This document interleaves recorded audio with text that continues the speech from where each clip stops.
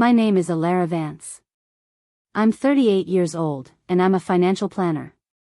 I've always prided myself on my calm demeanor, my ability to see the long game, and my meticulous planning.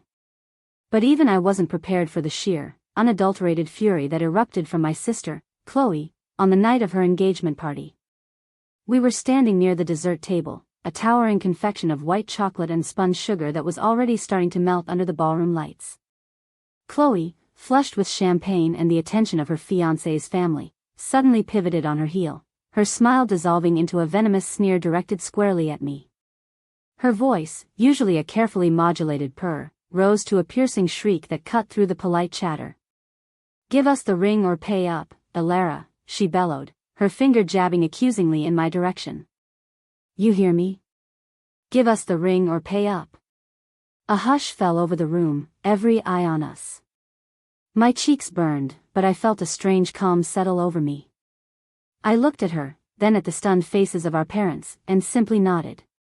Chloe had no idea that her greed that night wouldn't get her the ring, but instead would lead me to buy an entire jewelry store, just to keep that heirloom out of her grasp. To understand why Chloe felt entitled to scream such a demand, you have to go back to our childhood. Chloe, 2 years my senior, was always the golden child. Brighter, prettier, more vivacious, she effortlessly commanded attention. I was the quiet, observant one, content to live in her shadow, finding solace in books and the meticulous organization of my sticker collection. Our parents, bless their hearts, never overtly favored her, but Chloe had a way of making her desires known, and usually, they were met. If Chloe wanted the biggest slice of cake, she got it.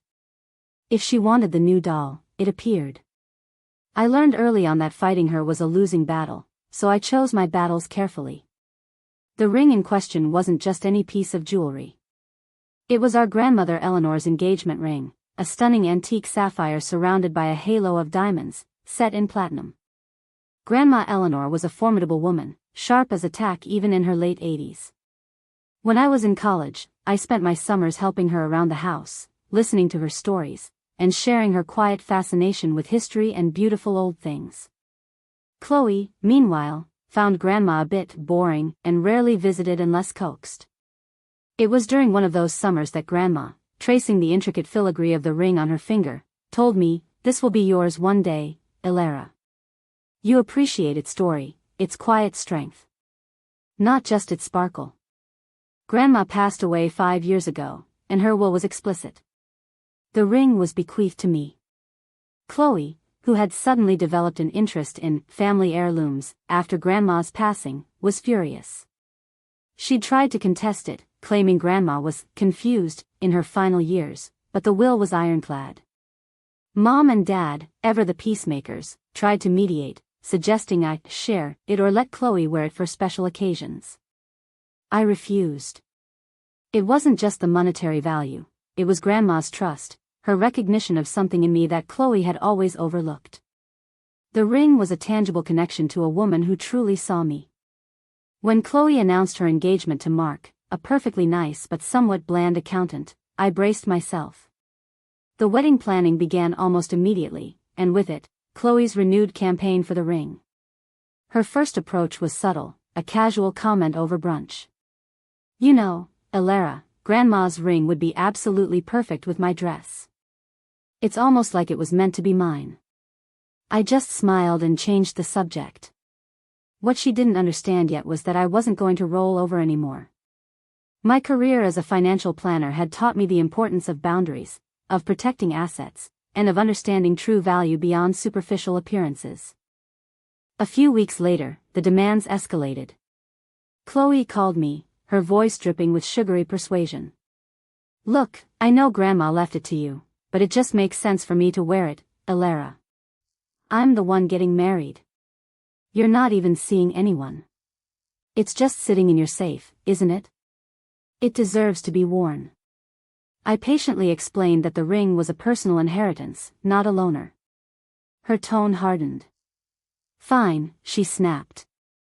"But if you're not going to wear it, the least you could do is let me borrow it to get it appraised. Just to know its worth, you know, for insurance." That was a red flag. I knew Chloe. She wouldn't just appraise it, she'd try to find a buyer. I politely but firmly declined, stating I already had a recent appraisal for my own records. The pressure intensified from our parents. Mom called, her voice laced with thinly veiled guilt-tripping. "Chloe's so upset, honey. It's her wedding. Can't you just let her have this one thing? Family harmony is so important." Dad immed in, suggesting a compromise. "Maybe you could let her wear it for the ceremony, and then you take it back. Just to keep the peace." I felt a familiar frustration bubbling up. Why was it always my responsibility to keep the peace by sacrificing my own feelings and inheritance? I told them, as gently as I could, that the ring was not up for discussion. It was mine, and it would remain mine. That conversation ended with a tense silence and a promise from Mom to talk sense into Chloe. I knew that promise was hollow. Then came the wedding planning demands. Chloe started sending me links to expensive floral arrangements and bespoke invitations, subtly implying I should contribute significantly. "Since you're not getting me the ring, you can help with the band, right? It's only fair." It was never a direct ask, always a manipulation, a transactional approach to family. I contributed a reasonable amount, as any sister would, but I drew a firm line at her extortionate requests. I wasn't going to buy my way out of her entitlement. The ring was a separate issue, and its value, to me, was beyond monetary. It was about respect and my grandmother's legacy. The engagement party itself was a blur of forced smiles and polite conversation until Chloe's outburst. I watched her face contort, her eyes narrowed, and heard her shrill demand. "Give us the ring or pay up, Ilara." The "us" was particularly galling, as if Mark, her fiancé, was now part of her entitlement scheme. He looked utterly mortified, trying to subtly pull her arm, but she shook him off. My initial reaction was a surge of humiliation, a desire to disappear. But then, a different feeling took hold. A cold, clear resolve. This wasn't just about a ring anymore. This was about my boundaries, my peace, and my right to hold on to what was rightfully mine without constant harassment. I looked at Chloe, then at our parents, who were now trying to usher Chloe away, their faces a mixture of embarrassment and exasperation. I didn't say a word. I just gave Chloe a small, almost imperceptible nod, a silent acknowledgement that I had heard her. Then I turned and walked calmly out of the ballroom, leaving the stunned guests and my mortified family behind. I knew, with absolute clarity, that I had to do something decisive, something that would end this charade once and for all. Chloe only understood transactions, power, and ownership. I would give her a lesson in all three. That night, I didn't sleep.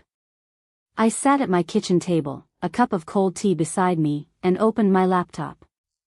I wasn't just protecting the ring, I was protecting my peace of mind. Chloe's constant demands had become a corrosive presence in my life. I started researching. Not just security options for the ring, but business opportunities. As a financial planner, I was always looking for sound investments, and I had a substantial nest egg from years of careful saving and smart choices. I wanted an investment that would also serve my purpose. I remembered a small, independent jewelry store downtown, Gems of Yesteryear. It specialized in antique and estate jewelry, the kind of pieces my grandmother had loved. The owner, an older woman named Beatrice, had been hinting at retirement for years.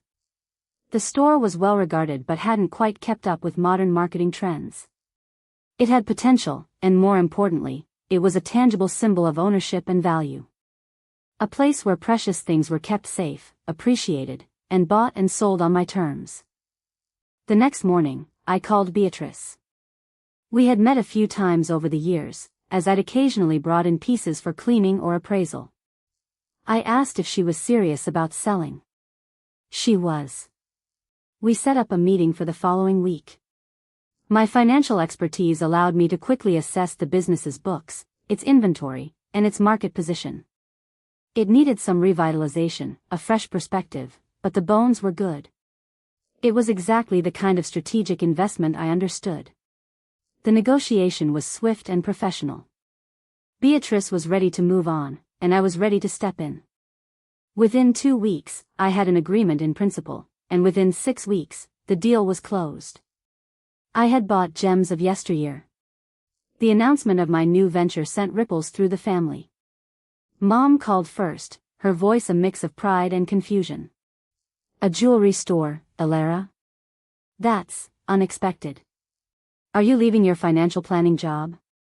I assured her I would be managing both, transitioning slowly.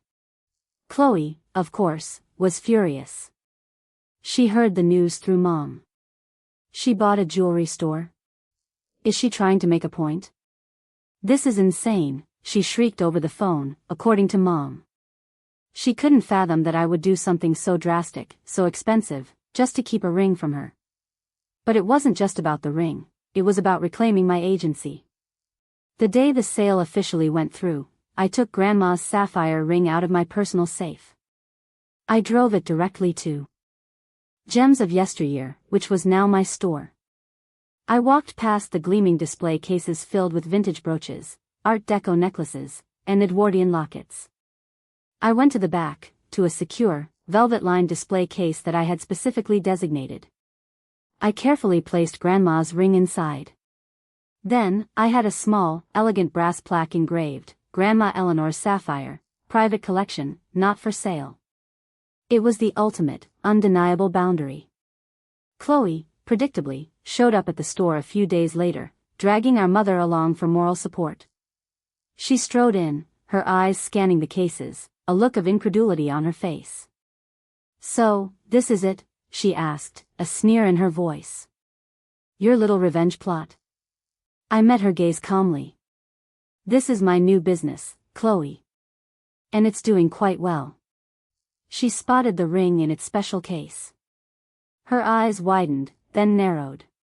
She read the plaque. You put it on display?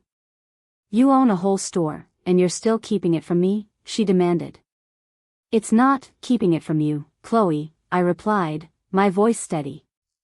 "It's protecting what is mine, what Grandma wanted for me. And now, it's a part of the legacy of this store."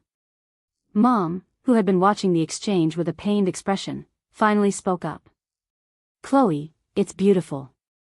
And Alara, this is quite an achievement." Chloe just huffed, realizing that her tactics were utterly useless now. How could she demand a ring when its owner literally owned the entire establishment where it resided? She stormed out, leaving Mom to offer me a small, apologetic smile. In the months that followed, Chloe's demands stopped. She occasionally made snide remarks at family gatherings about my obsessive hobby, but the fire had gone out of her campaign. She understood, finally, that the ring was non-negotiable. It wasn't just in a safe anymore, it was in my safe, in my store, a symbol of my hard work and my boundaries. Gems of Yesteryear thrived. I brought in new marketing strategies, updated the online presence, and curated new collections. I discovered a passion for the stories behind each piece of jewelry, much like Grandma had. Sometimes, when the store is quiet, I still walk over to the small display case in the back. I look at Grandma Eleanor's sapphire ring, gleaming under the soft lights. It's more than just a beautiful piece of jewelry now. It's a testament to the power of standing your ground, of investing in yourself, and of finding true value in unexpected places. It's a quiet reminder that some things aren't for sale, and some battles are worth fighting, even if it means buying the whole battlefield.